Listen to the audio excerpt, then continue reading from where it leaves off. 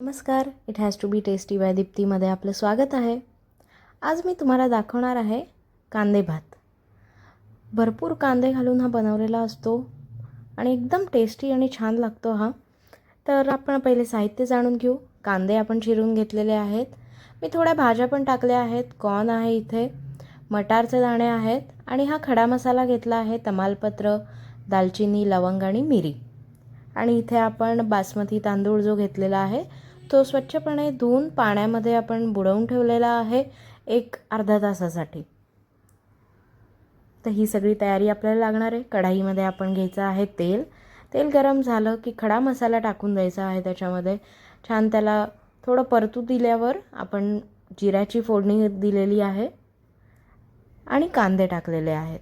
कांदे छानपैकी परतून घ्यायचे आहेत आणि ट्रान्सपरंट आणि चांगले शिजले की मग आपण पुढच्या एक एक करून भाज्या टाकायच्या आहेत. भाज्या इथे ऑप्शनल आहेत. कांदे भातामध्ये भाज्या नसल्या तरी चालतात. मी थोडे कॉर्नचे दाणे आणि हिरवे मटार टाकलेले आहेत. हे सगळे फ्रेश आहेत, फ्रोझन नाही आहेत. याच्यानंतर आपण टाकलेला आहे भात आणि त्याला चांगलं परतून घ्यायचं आहे.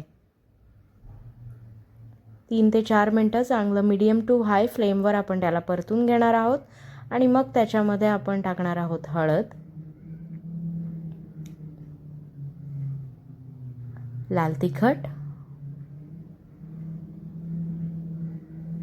आणि याला एकत्रित करून घ्यायचं आहे छानपैकी. इथे तांदूळाचे दाणे चांगले परतले जाणे खूप गरजेचे आहेत.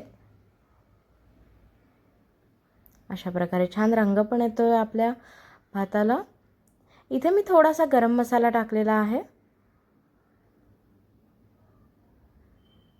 गरम मसाला सुद्धा ऑप्शनल आहे, तुम्ही तो स्किप सुद्धा करू शकता. मला थोडा मसालेदार बनवायचा होता म्हणून मी मसाला टाकलेला आहे.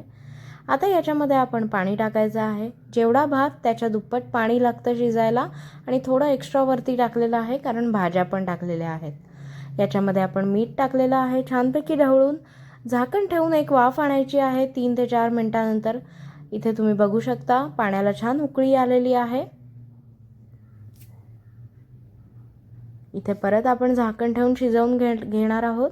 झाकण ठेवल्याने लवकर शिजले जातात पदार्थ, म्हणून आपण झाकण ठेवून त्याला छान स्टीम घेतो. एक 7 ते 8 मिनिटांनंतर आपला हा भात रेडी होईल. आणि हा बघा आपला कांदे भात रेडी आहे. लाईट डिनरसाठी एक छान ऑप्शन आहे किंवा लंच टाईमसाठी सुद्धा तुम्ही हा बनवू शकता. रेग्युलर पुलाव बिर्याणीपेक्षा हा हलका असा छान टेस्टी भात आहे. ट्राय नक्की करा आणि अशाच रेसिपीजसाठी माझे channel it has to be tasty by Deepti follow करा.